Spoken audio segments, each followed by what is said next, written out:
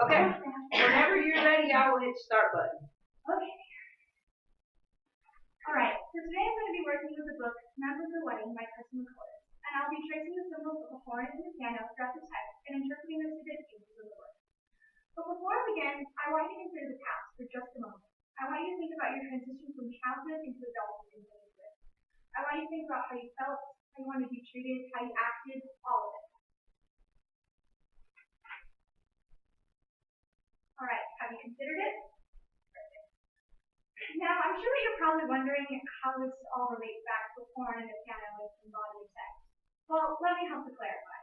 Throughout this work, I found that the horn and the piano were included to reveal the agonizing changes of adolescence. Now, whether you're considered bad or not, just bear with me as I try to explain the color's argument.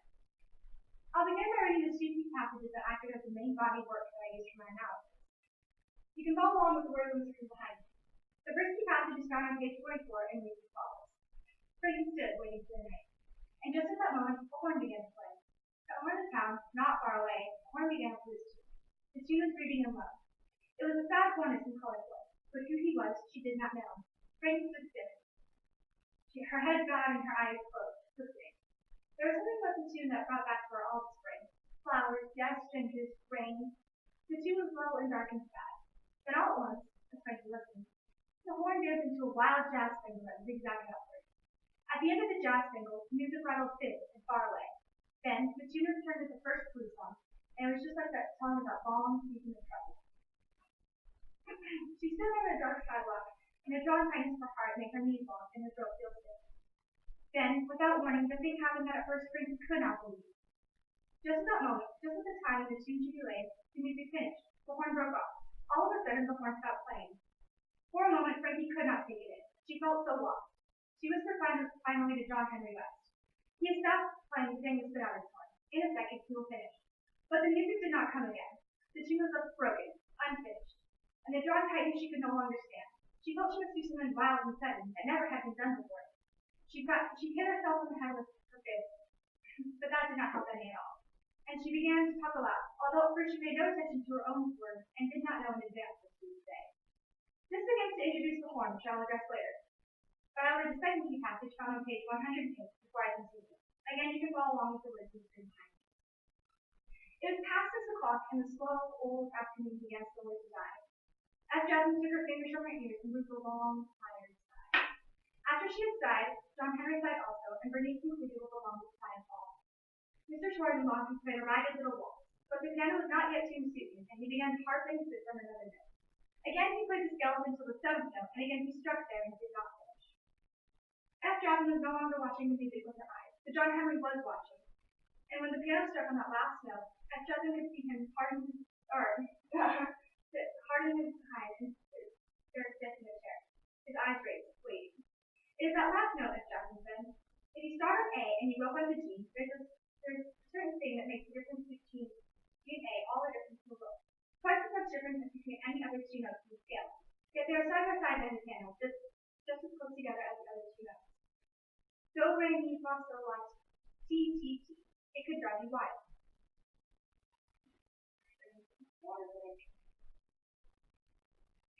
McCullough uses this repeated piano scale to demonstrate the changes from childhood into adulthood. In the novel, when Frankie, Bernice, and John Henry were sitting around in the kitchen, they heard Mr. Schwarzenbach play the piano as he played the scale up until the 7th note, and again he struck there and did not finish. He played the piano continuously, trying to tune it just perfectly, so by the time it reached the final note, it would sound perfect.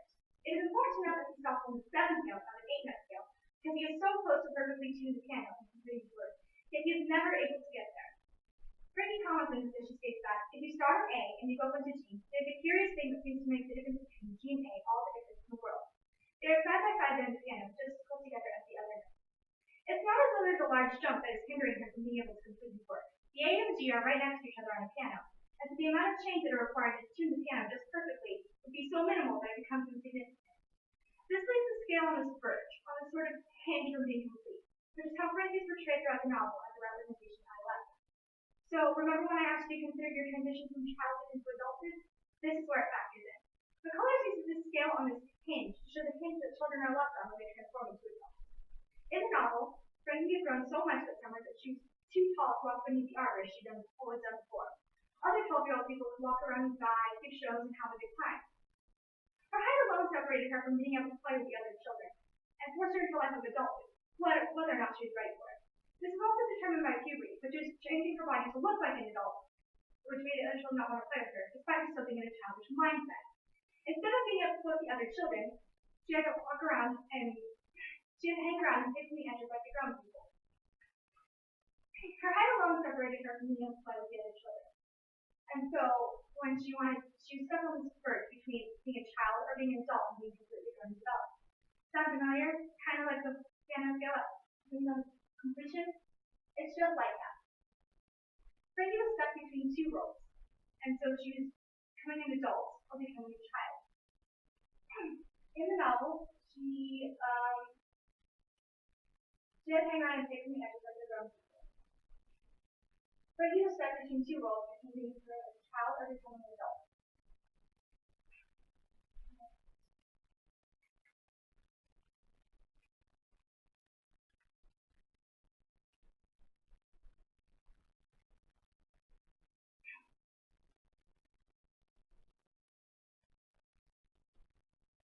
She was stuck transitioning, and so she was never able to fully get there. Just like the piano was never able to fully reach completion. The piano was tuned so that way by the time it reached that final note, it would be complete, just as Frankie was providing was tuning herself to grow like an adult, even though she was still in a childish mindset. Therefore, the piano helps to clarify the transition of maturing into an adult. McCullers reinforces this idea with the form that portrays the logical flaws of innocence in the novel. As Frankie is standing waiting for the man, she hears the sad horns from McCullers' voice, but who he was she did not know. The horn allows the boy to express his feelings, even though Frankie did not know him. The fact that Frankie learns that he's a colored boy helps embody the sadness that he's playing on the piano, or on the horn, as the colored people at that time were often oppressed and isolated, especially in the South where the story takes place. This helps to show the sadness that he really felt, as it would make his childhood harder than other children at the time. She's able to understand his sorrows based off the fact that what she heard from him was grieving and love. This parallels the frustration that Frankie felt in her own adolescence, and she was also felt alone in her own childhood. When Frankie tried to join the neighborhood clubhouse, the other children wouldn't let her in because she was too young to meet. This relates back to the sad song the boy said in the horn, as just at the time when the tune should be laid, the music finished, the horn broke off.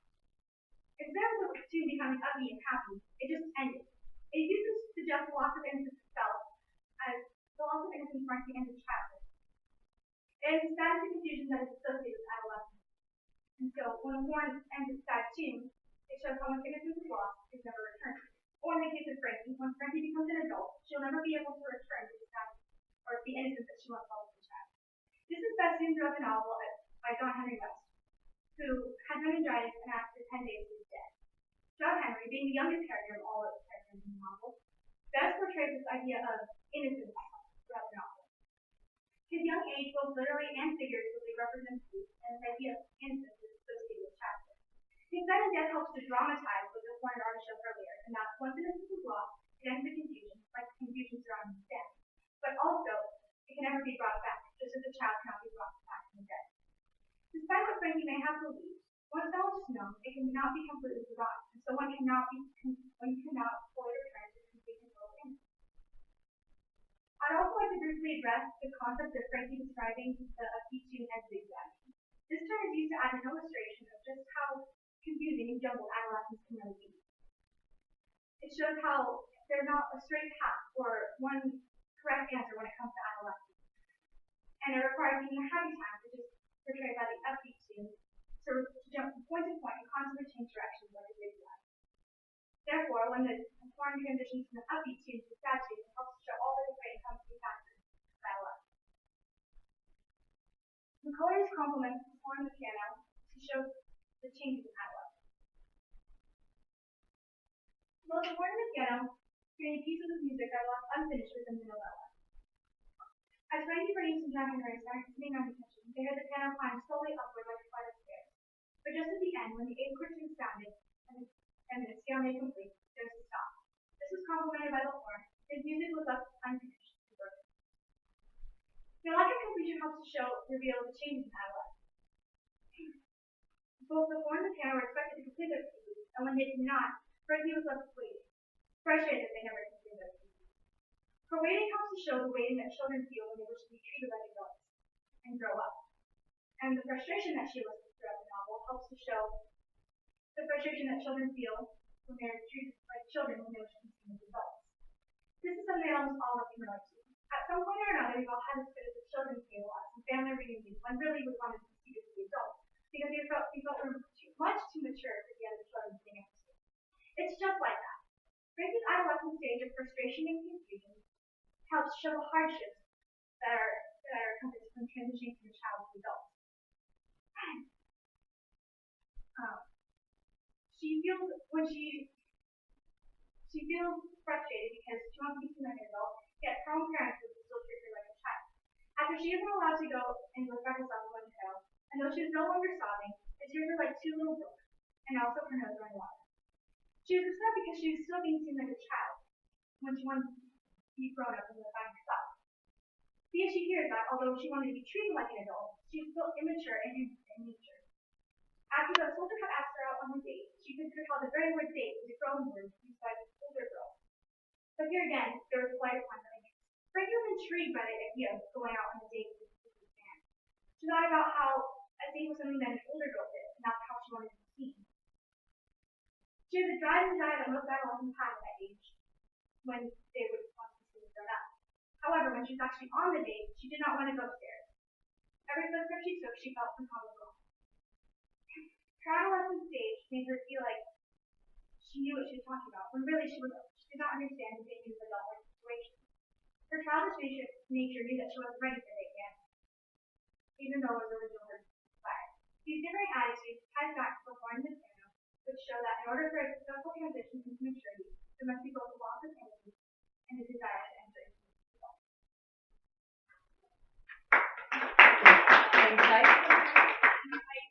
Yep. Then I get to ask you a couple questions. I only ask you once because you hit most of your content. But one question: you really analyze the African American boy and how he, living in a time of hardship, he played a sad and dreary tone. Lori Starr, please contact the main office 25123. Mrs. Starr, 25123, please.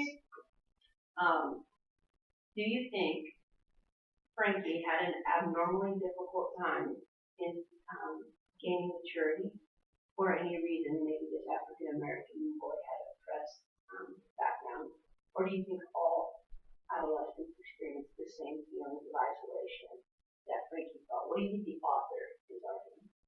I think that throughout this, Frankie did have an exceptionally hard time because she did have a mother, and so I think that especially that she was a teenage girl, it makes it especially hard for her to mature. Because I think it also depends on the person. But overall, I think that McCoy is arguing that that there's a specific way that maturity should be obtained, losing innocence and having desire and maturity. Nicely done.